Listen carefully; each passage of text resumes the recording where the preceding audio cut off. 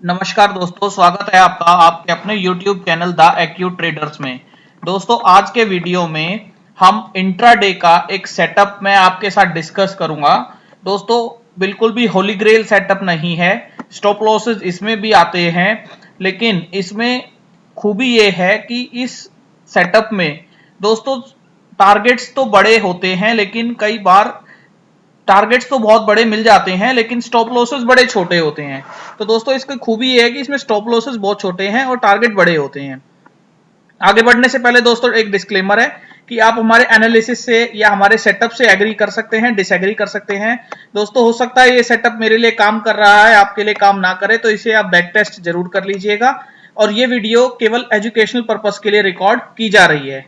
तो दोस्तों, आपको मैं सेटअप दिखा देता हूं। सेटअप मैंने पहले भी शेयर किया हुआ है, लेकिन मैं एक बार फिर से दिखा देता हूं। और आज ये वीडियो मैं दोस्तों इसलिए रिकॉर्ड कर रहा हूं क्योंकि इस सेटअप पे आज मैंने 4 ट्रेड लिए थे दोस्तों, और चारों ही प्रॉफिट में क्लोज हुए हैं।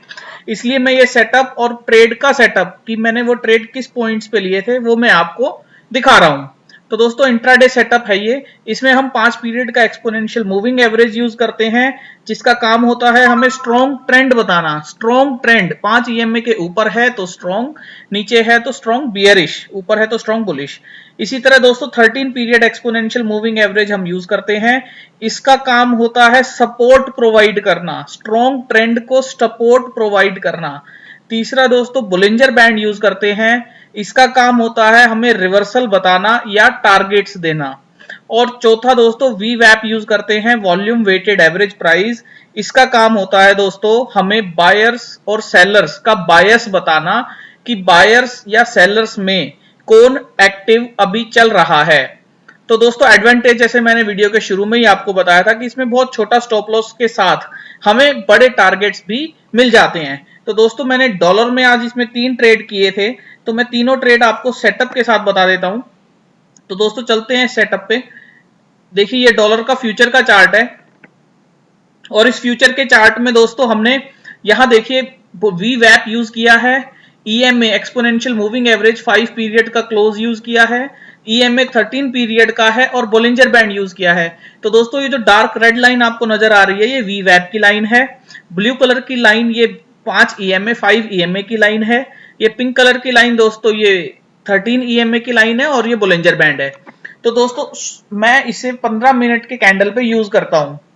बेशक इंट्राडे हो, 15 मिनट और 5 मिनट इसके कैंडल पे के सेटअप पे मैं यूज करता हूं।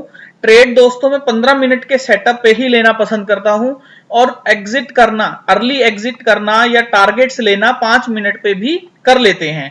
तो दोस्तों, एंट्री कैसे ली जाती है वो मैं आपको दिखा देता हूं। जैसे कि यूएसडी आईएनआर सुबह यहां ओपन हुआ था बुलिंजर बैंड के अंदर, ठीक है। यहां से बुलिंजर बैंड से रिजेक्शन आया दोस्तों, तो हमें ये दिखा सबसे पहले इसने सपोर्ट कहां लिया दोस्तों, 2 कैंडल्स ने लगातार सपोर्ट लिया वी वैप पर। तो हम वेट करेंगे दोस्तों।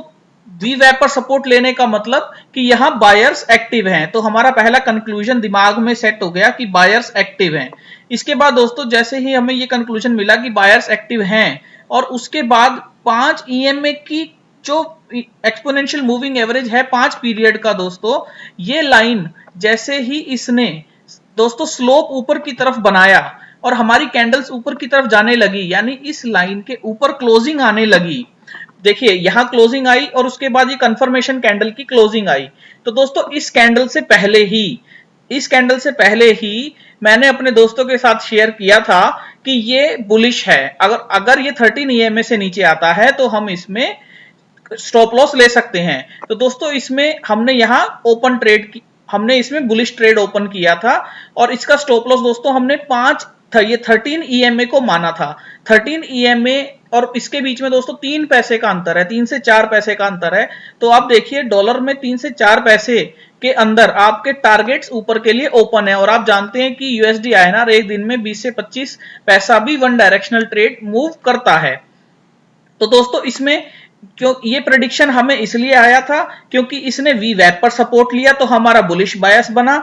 उसके बाद हमने 5 ईएमए कैंडल पर इसे ऊपर होल्ड करते हुए देखा तो हमें यहां बुलिश बायस आया था। और दोस्तों मैंने आपको बताया कि 13 ईएमए जो कैंडल होती है वो सपोर्ट का काम करती, तो इसलिए हमने 13 ईएमए के नीचे की क्लोजिंग को हमने एसएल मान लिया था। तो दोस्तों उसके बाद ये ऊपर गया और यहां भी आप देखिए ये 5 ईएमए पे सपोर्ट ले रहा है। जब तक ये 5 ईएमए पर सपोर्ट ले रहा है तो ये स्ट्रॉन्ग ट्रेंड में हम इसे मानेंगे। लेकिन दोस्तों इसके बाद यहां देखिए जब इसने हाई लगाया 7624 का, उसके बाद ये हायर हाई नहीं बना पा रहा, और इस कैंडल ने 5 ईएमए के नीचे क्लोजिंग दी, इस रेड कैंडल ने 5 ईएमए के नीचे क्लोजिंग दी। तो दोस्तों एक तो अब हमारा टारगेट यहां भी आ जाता है, हम यहां वेट भी कर सकते हैं 13 ईएमए तक का, या फिर हम यहां अपने पहले ट्रेड को क्लोज कर सकते हैं।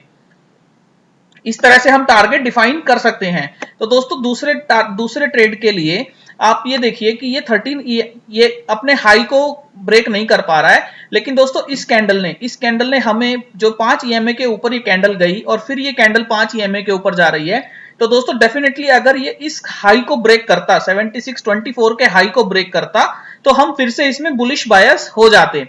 लेकिन दोस्तों ये इस हाई को ब्रेक ना करके अगली कैंडल ने देखिए कितना एकदम से 5 ईएमए के नीचे आकर 13 ईएमए पर सपोर्ट लेने की कोशिश की। लेकिन दोस्तों इस कैंडल ने जैसे ही ये सपोर्ट ब्रेक किया, यहां हमने एक शॉर्ट ट्रेड लिया था, प्रोवाइडेड उसका स्टॉप लॉस हमने हाई ऑफ द डे माना था।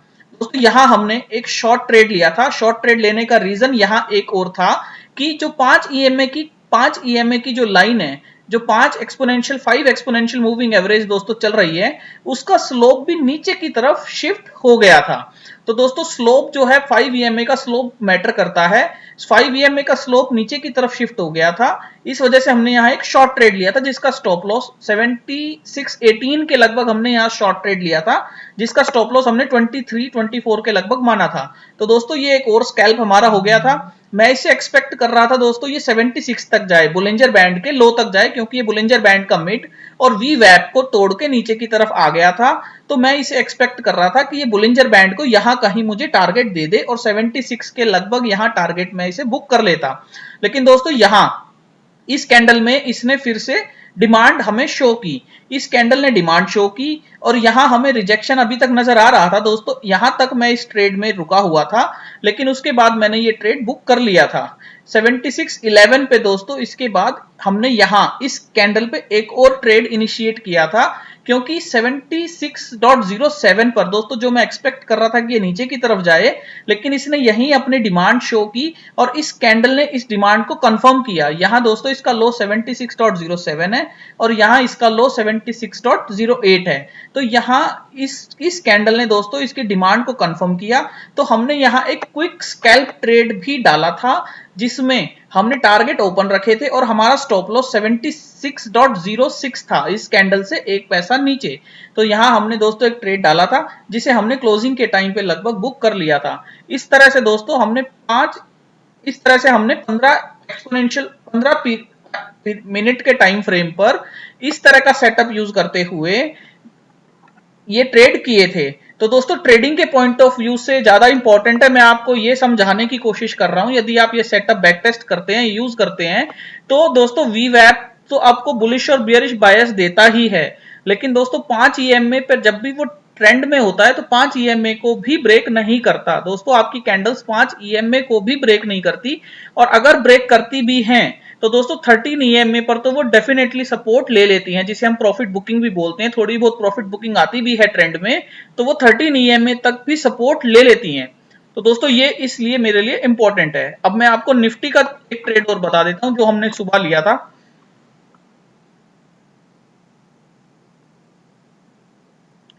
दोस्तों निफ्टी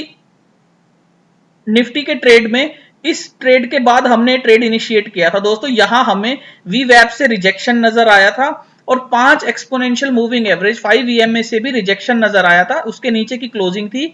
और दोस्तों यहां 5 और 13 का क्रॉसओवर बना था। तो इसके बाद इस कैंडल पर हमने दोस्तों ट्रेड इनिशिएट किया था और लगभग इस ग्रीन कैंडल पर हमने वो ट्रेड क्लोज कर दिया था, क्योंकि निफ्टी है, विक्स बढ़ा हुआ है, तो दोस्तों इसके मोमेंटम बहुत शार्प आते हैं, हो सकता है हमें मौका भी ना मिलता, तो हमने इस ट्रेड को यहां क्लोज कर लिया था।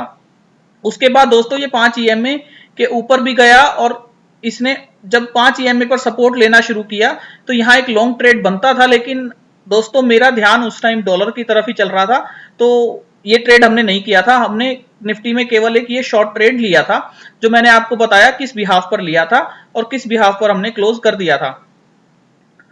तो उम्मीद करता हूं दोस्तों आपको ये वीडियो पसंद आया होगा, और इस वीडियो में मुझे समझाने का केवल एक ही मकसद है, जैसा आप यहां देख सकते हैं कि देखिए 5 ईएमए पर ये बहुत अच्छा सपोर्ट लेता है। दोस्तों जब भी निफ्टी हो या डॉलर हो ट्रेंड में जाएगा तो वो 5 ईएमए पर बहुत अच्छा सपोर्ट लेता है, 5 ईएमए के ऊपर ही वो ट्रेड करता चला जाता है। तो दोस्तों इस तरीके से आप स्टॉक्स में या इस तरह से आप अपना ट्रेडिंग सेटअप देख सकते हैं।